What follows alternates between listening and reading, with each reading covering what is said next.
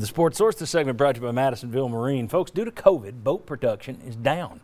Demand is still up, but production is down. That means Madisonville Marine is having to order boats for people. So if you're wanting a boat for spring or summer, you got to act fast. You got to get down to Madisonville Marine this week. You got to check out madmarine.com to learn more. And right now, the Downtown Knoxville Boat Show is scheduled to go on in a couple of weeks. Now, people are going to be required to wear masks and everything like that, but visit downtownknoxvilleboatshow.com, downtownknoxvilleboatshow.com, where Madisonville Marine is going to bring some boats up here. But check them out this week. I'm telling you, if you want a boat for this spring or summer, you got to act fast. Okay, Tennessee was picked to win the SEC this year. Instead, they're 8-6. They are 5-5 in their last 10 games. Their NCAA seed keeps dropping. They're probably at a 5 seed at this point. As we mentioned earlier, they had already fallen to 19th in the AP rankings. A new mock draft from NBCSports.com has Springer going 7th and Johnson going 9th overall. 2 of the top 10 players in the draft. Now, I think a more realistic mock draft came out a couple weeks ago on ESPN, and it had Johnson 7th, Springer 39th, Pons 60th. But you got 2-3 guys that are going to be looked at in the NBA range. You're 8-6 in the conference. Is there any way to cut this other than, so far, this season has been a massive underachievement? Is that fair? I wouldn't say. Me personally, I couldn't sit here and say that because I've been on a 4th-ranked team that fell out of the top 25. That's because you're a massive underachiever. Yeah. So relatively speaking, I couldn't say that. Are they underachieving to this point? Maybe a hair, but it's a lot of season left, man. A couple more games, SEC tournament, still can get to that magic number 20 win, and I mean, everything will be fine and dandy then. Good job, Cavaliers. Yeah. Good job, Cavaliers in question there, Zeke. You know? What are you saying? Well, I'm saying the inconsistency 21 games in has left you kind of shaking your hand a little bit, and especially the Saturday woes. You look at some of the most disappointing games this team has played. It's been on Saturdays. That one yesterday was on national TV. I'd also suggest you may be closer to 3 losses in a row than you are to 2 wins in a row. So Vanderbilt's not a given. I do agree with a lot of this. To this, it has been a disappointment in a lot of ways, but I wouldn't lean to the massive as being part of that. All right. Well, I mean, and this is coming from the ultimate optimist most times. I do think if you're talking at this point right now, it is. You're 8-6 in an SEC that you were supposed to win. You're arguably a Final Four contention type team. Everybody had all the aspirations in the world for this team.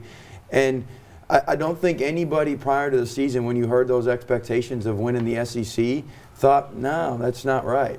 So I do think at this point right now, they are underachieving. It is under expectations. Now, there is a lot of season, all to those points as well. But if right now, if you were to look at it as a season in a whole, massively underachieving. Thank you, Mark. Take that, Chuck and Isaiah. We've talked about inconsistency, and we do this every year. Because basketball, with the exception of 3 or 4 teams in the Power 5 leagues, now some of these teams that go, Wichita State goes 30-1. It's because they're playing in a league that's small. Right. Most of these Power 5 teams, it's rare to see somebody coast through the season. Virginia did it a couple years ago and then lost in the first round of the tournament. Inconsistency is just a hallmark of this sport, okay, in terms of overall wins and losses. However, looking at Tennessee's last 10 games, I wanted to see what they're doing in their 5 wins and what they've done in those 5 losses. That's not a small sample, 10 games.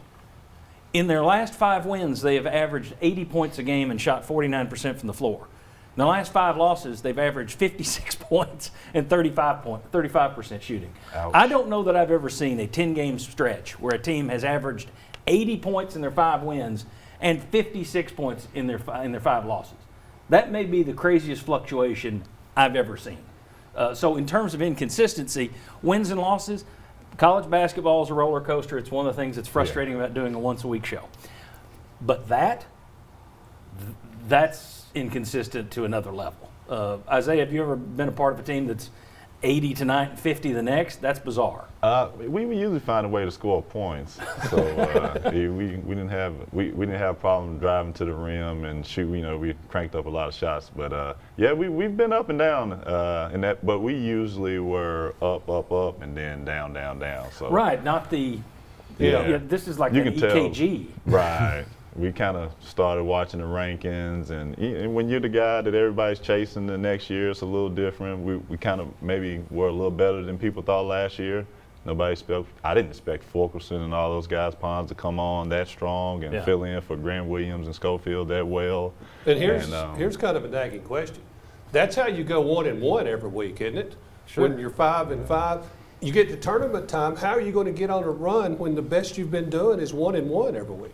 Well, and the interesting tough. thing there is Rick Barnes looks at that and may say, look, my offense is my offense. We're getting 80 points on this night. You're just not doing it the right way, and these nights you're getting 50. Right, What do you look at? Well, What's causing?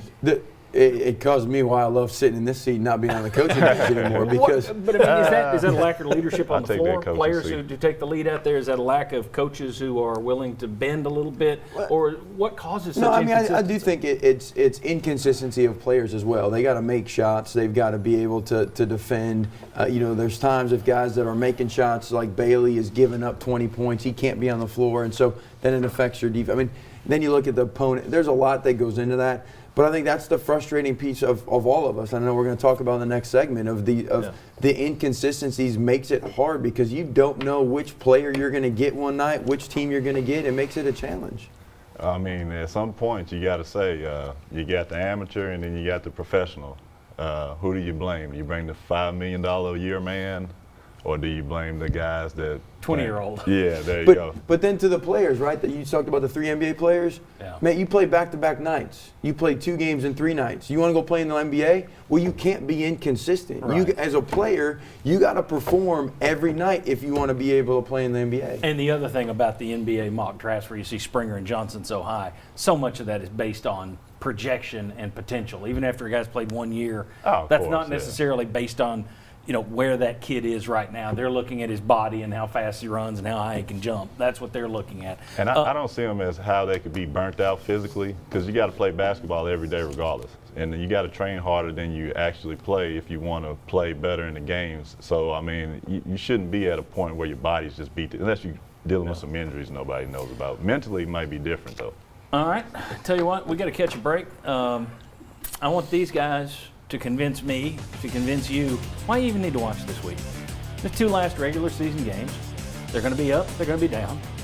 It's frustrating. I get it. So you guys tell me why anyone should watch these 2 games this week, or just wait till the tournament starts. We'll discuss that. Come on back.